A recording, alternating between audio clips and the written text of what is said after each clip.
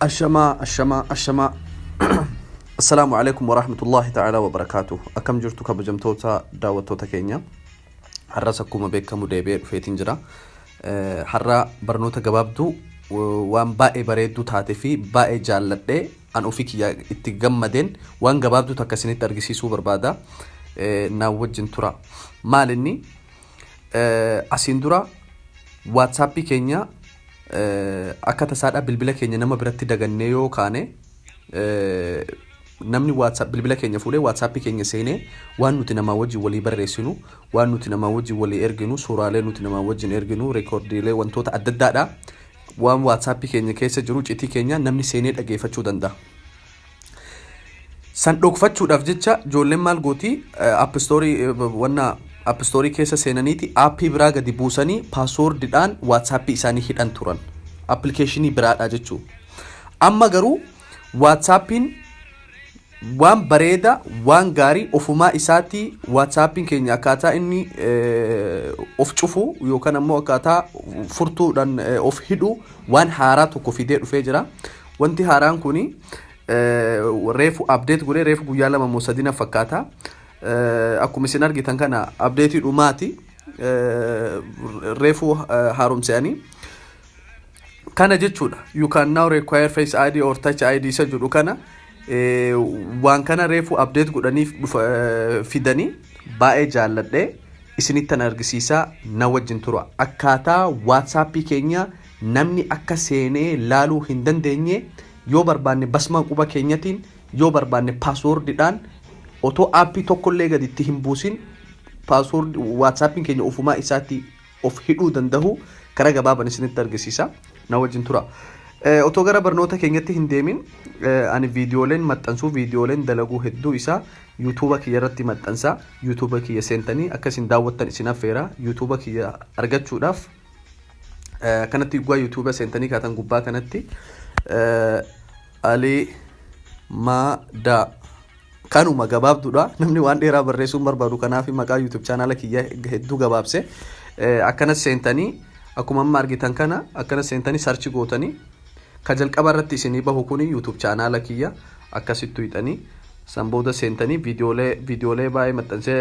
asirra jira seentanii viidiyoolee kana daawwachuu dandeessanii sanbooda yeroo YouTube ni kiyya akkanatti isinii dhufe subscribe bakka jiru kanatti hidhanii sanbooda cinaatti mallattoo xiqqoo tanabbaha notificationidha akkanatti tuttan yoo waan kana akkanatti tuqattan sa'aatii kamitti yeroo kamitti viidiyoolee haarawaa nutti dhufne marsaa YouTube keenya kanarratti yeroo maxxansinee barnoota haaraa daddafee akka isin dhaqqabu message yookaan ammoo ergaa notificationii akka isin bira dhufu ta'a seentanii YouTube keenya akka daawwattan gamanumaan isin affeeraa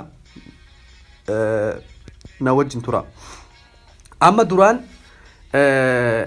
WhatsApp keenya yeroo akkanatti ol seenne directory ol seenna passwordii nun gaafatu waan tokko nun gaafatu bilbila keenya akka tasaa nama biratti dagannee deemne yoo namni bilbila keenya yoo lafaa fuudhee WhatsApp akkana seene directly seena passwordii isan gaafatu waan tokko isan gaafatu. Amma garuu WhatsAppin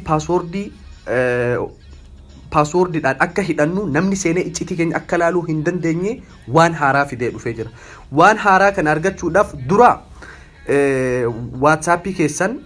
warri iPhone fayyadamtan App Store keessa warri immoo Samsung waan adda addaa fayyadamtan Google Play keessa seentanii update godhattanii erga update gootanii kaatanii dhuftanii WhatsApp seentan. Erga WhatsApp seentanii kaatanii as bakka setting jedhu kana tuqxanii sanbooda gabbuutanii account bakka jedhu kana tuqxanii sanbooda privacy isa jalqabarra jiru privacy security isa jedhu kana isa jalqabarra jiru privacy kana akkana tuqna sanbooda akkanatti nu baha last seen profile photo about isa jedhu kana dhumarra gabboona screen lock ja kuni reefu dhufe waan haarawaa jechuudha waan haarawaa screen lock isa jedhu kana akkana gattuina kunu akkana dhufee jira akkanatti require touch ID isa jedhu kana akkana bannaa jechuu erga akkana bannee kaane maaltu nu dhufa immediately yeroo WhatsApp keenya fayyadamnee keessaa baane daddafee passwordin isaadha akka ofumaa isaati of hidhu automatic inni lammafarra jiru immoo after 1 minute daqiiqaa tokko booda daqiiqaa 15 booda sa'a tokko booda isa jedhu nuti akkuma WhatsApp fayyadamnee baaneen WhatsApp keenya akka of hidhu waan barbaannuuf immediately isa jedhu kana filanna amma WhatsApp keessaa yooniin ba'e yookaan itti deebi'u WhatsAppin kiyya ishaaraa qubaa yookaan ammoo passwordii na gaafata. Mee bayanee haalaallu. Amma WhatsAppitti yookaan ol deebi'e kuno WhatsAppin kiyya wanna ishaaraa qubaa narraa barbaada jechuu. Ishaaraa qubaa yookaan irra kaahee directly bana. Kuno akkana banaa jechuu. Kanaafu waan kana gochuudhaaf jalqaba WhatsApp keessan update gootanii sanbooda dhuftanii WhatsApp keessa ol seentanii WhatsApp keessa seentanii setting bakka jedhu kana tuqxanii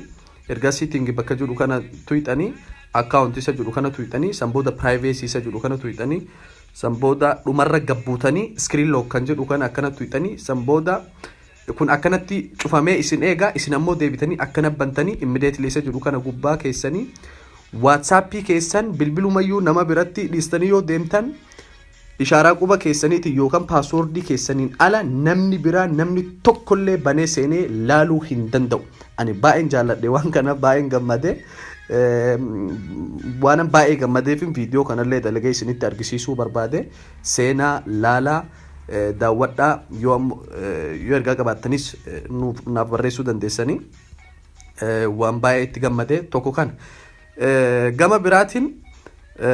wanni nan gabaabduun isinitti argisiisuu barbaadunni kan biraa isinitti argisiisuu barbaadu fakkeenya amma nama wajjin sa'aatii dheeraa reekoordii yookaan ammoo sagalee akkanatti qubaan gadi qabnee yoo nama wajjin fakkeenya akka tasaa amma akkanatti mucaa hiriyaa kiyyaa kana sagalee erguu yoon hin barbaade akkanatti sa'aatii dheeraa akkanas sagalee sa'a dheeraa gadi qabee akkanatti taa'ee waanan barbaadu hangam fitu qubaan qabuun hin barbaachisu. Duraan qubaan qabneetuma akkasitti teenyee hanga waan barbaadnu dubbannee finnu akkana qubaan qabnee teenyee haasofnee sanbooda akkasi gallakkisnee nama bira gahaa jechuu. Amma garuu no. Amma garuu WhatsApp keenya mallattoo reekoordii kan akkanatti gadi qabna. Sanbooda kuno mallattoo qulfiin mallattoo furtuu kanatu gubbaa jira. San akkana ergaa goonee kaanee otoo harkaan hin qabin otoo qubaan hin qabin waan tokko otoo hin godhin teenyee waan barbaadnu harkaan dalagaa otoo harkaan hin qabin harka keenya waan biraa dalagaa haasofnee kaane sanbooda bakka kana dhufnee akkanatti tuqnee sagalee nama barbaadnuuf erguu dandeenya isa jedhu galatooma fayyaa ta'a horaa bula jabaadhaa namarraa fayyadamu rabbi nu haa taasisu.